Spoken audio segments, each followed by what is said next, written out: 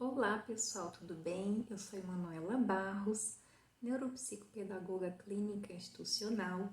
Hoje eu estou aqui na Clínica Letieri, em Brasília, na Asa Sul, para falar um pouquinho com vocês a respeito de testes padronizados para análise dos neurônios espelho. Nossa! Parece um bicho de 7 cabeças, mas não é. Se você estuda neuropsicopedagogia, vai se encantar por essa área de análise dos neurônios espelho. Se você é mãe, se você está querendo fazer uma avaliação neuropsicopedagógica, vai começar a ter mais credibilidade nos nossos testes padronizados. Vou mostrar esse primeiro teste para vocês, que são as figuras complexas de Ray. Esse aqui é um tipo de teste para adultos que eu apliquei em um jovem de 15 anos do Colégio Militar de Brasília. Ele tinha suspeita de superdotação. Então, se vocês perceberem, e eu coloquei lá no pré-diagnóstico dele, provavelmente é superdotado. Se vocês forem perceber, ele fez exatamente igual. Olha a perfeição cognitiva dos neurônios espelho desse jovem. Hoje ele já está com 16 anos, está doidinho para prestar concurso aí pro ITA, eu tenho certeza que ele vai passar. Eu sou fã dele de coração. A gente se apega aos nossos assistidos. E ele passou 1 hora calculando ângulo por ângulo, com régua, com compasso. Aliás, eu acho que ele não tinha compasso para esse daqui, foi só régua e olhômetro. E ele ficou medindo pedacinho por pedacinho. Tanto que o outro teste, que vem geralmente no verso, vou mostrar para vocês, das figuras complexas de Ray, ele teve que fazer em casa. Porque eu falei assim, não dá para você fazer aqui na clínica, nós não temos 1 hora para cada desenho. Senão fica muito oneroso para os seus pais ficar com você tantas horas para fazer cada desenho. Então ele fez o dele em casa, a mãe me mandou o scanner, um PDF, eu avaliei e tive a certeza, ele realmente tem superdotação. Bem, aqui essas figuras complexas de Ray, esse aqui foi o irmão dele. O irmão dele mais novo fez também o teste algumas semanas depois e percebeu que tinha algumas habilidades que ele estava copiando do irmão mais velho. Então, o irmão mais novo também estava com traços de altas habilidades, principalmente para cálculos, copiando também alguns comportamentos do irmão mais velho. Tanto é que esse irmão mais velho é muito admirado pelo mais novo. Então, esse irmão aqui, que na época tinha 12 anos, quando ele fez esse teste, também no Colégio Militar de Brasília, hoje com 13, ele estava com suspeita de TDAH. Então, pode ver que ele fez o desenho com muito menos detalhes. Olha só, não posso mostrar o nome aqui embaixo. Ele fez o desenho com menos detalhes, porque ele não ficou medindo ângulo por ângulo. Porque a criança, o jovem que tem TDAH, não tem muita paciência para ficar concentrado naquela atenção sustentada 1 hora para fazer o desenho. Ele fez em 20 minutos, provavelmente. Que é a média, né? De 20, 30 minutos. Esse aqui já foi uma suspeita de TDAH de um adulto de 25 anos. Pode ver que os neurônios espelho dele estavam um pouco modificados, porque a figura era menorzinha, ó, e na hora de transpor para baixo, para copiar, que eu faço o comando faz igual, é o comando da terapia ABA. A pessoa tenta fazer igual, mas sempre vai ter algum probleminha que pode trazer, né, uma percepção qualitativa. Esse teste é padronizado, mas a análise muitas vezes é qualitativa.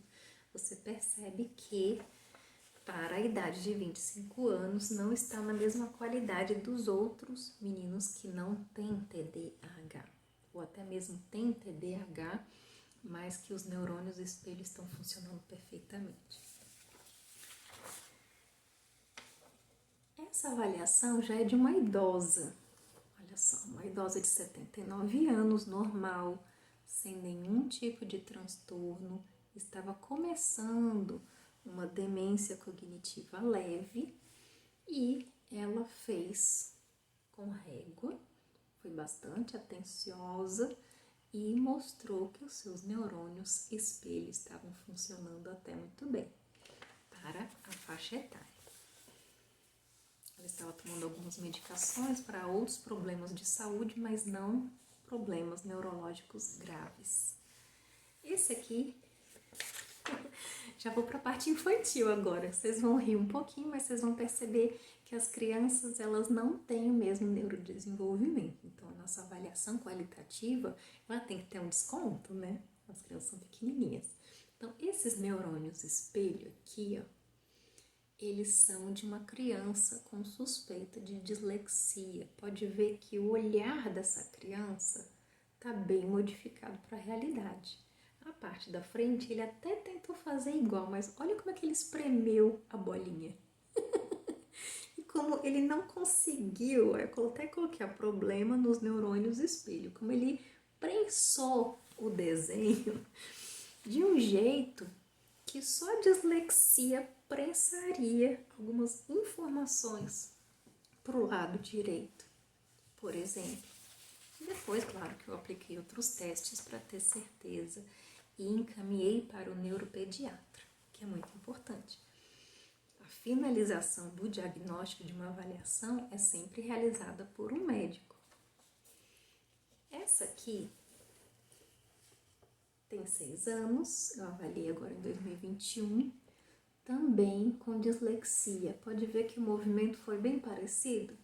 Olha o desenho, como ela prensou o desenho também e mostrou que estava com deficiência intelectual também.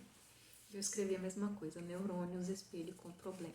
Sendo que essas crianças não se conhecem, porque a avaliação ela é realizada de forma totalmente clínica, individual, e eu só junto para fazer uma análise depois. Poxa, realmente a dislexia ela tende a trazer os neurônios espelho para um certo lado, às vezes o direito, às vezes o esquerdo.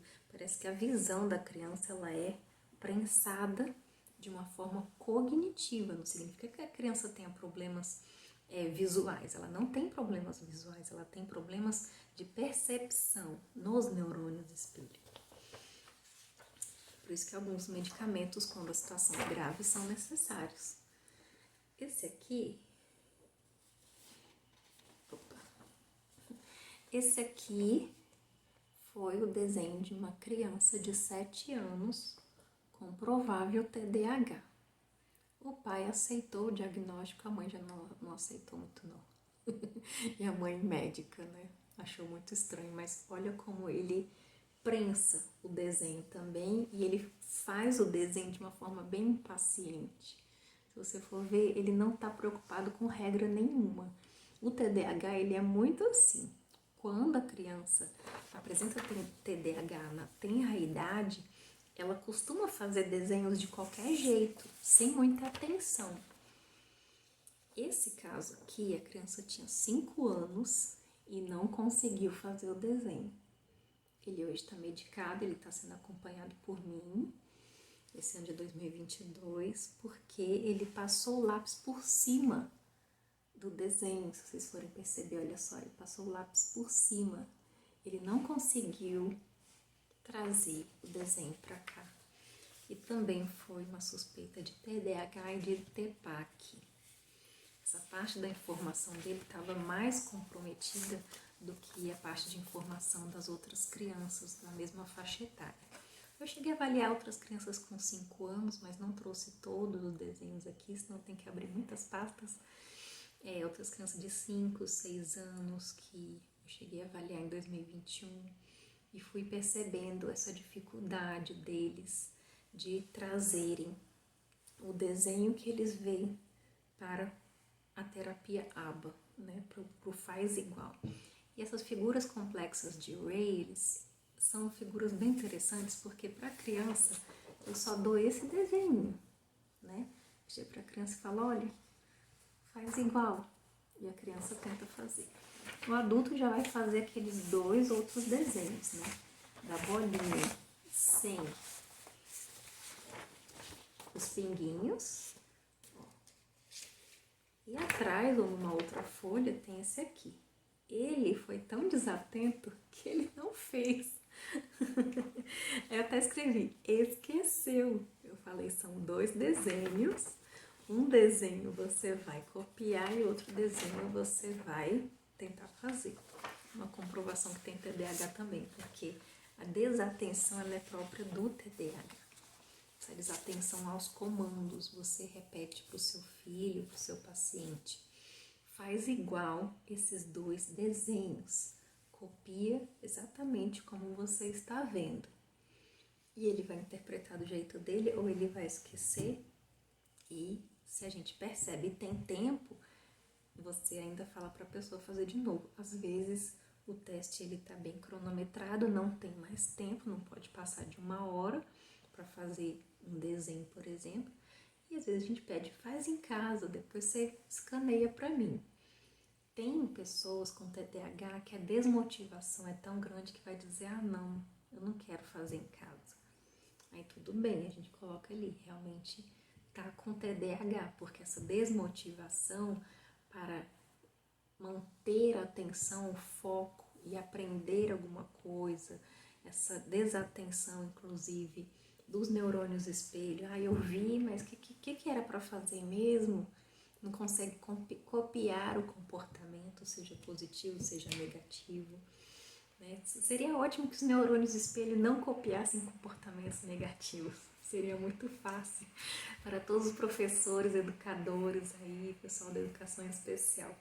Portanto, nós precisamos trabalhar os neurônios espelho para comportamentos positivos, condicioná-los, dar um reforço positivo. Ah, fez certo, o que a terapia ABA nos ensina? Premia, fez certo? Muito bem, reforço positivo. Fez errado?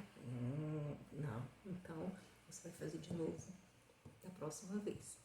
É um reforço negativo, porque se a criança tem TDAH e está desmotivada a fazer aquele desenho ou ter que refazer o teste, esse rapaz ele refez o teste no mês seguinte e não teve grandes melhoras, porque 25 anos, muitas vezes os neurônios eles já estão um pouco menos flexíveis para aprendizagens simples.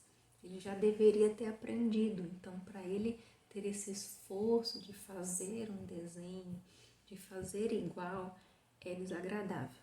Esse paciente, inclusive, ele queria se aposentar, mas não existe aposentadoria para TDAH, mesmo que seja de um nível moderado a grave, é preciso sim fazer um acompanhamento adequado. Claro que cada caso tem que ser observado, se existe um TDAH com autismo, se existe TDAH com dislexia, se existe um TDAH com transtorno do processamento auditivo central, que é o TPAC, ou se existe um TDAH mais grave, que esteja causando mais dificuldades de interação dessa pessoa com o seu mundo externo, seja para passar no vestibular, num concurso, seja para dirigir, seja para, inclusive, ter relacionamentos, né? Então, cada um traz a sua anamnese, traz a sua história e alguns testes padronizados podem ser adaptados às queixas do paciente, respeitando a sua faixa etária, quantos anos ele já estudou, se ele está alfabetizado, se não está alfabetizado. Vocês veem que as crianças não alfabetizadas, elas têm um desenho ali, né, com mais dificuldade, porque tem 5 anos, não sabe escrever ainda. Então, você percebe que a qualidade do desenho muda, né? Muda bastante de quem sabe ler, de quem não sabe ler, de quem passou por todo o processo de letramento e de quem está ainda passando pelo início do processo de letramento. Bem, essa era a minha dica para vocês, do vídeo 1 e do vídeo 2.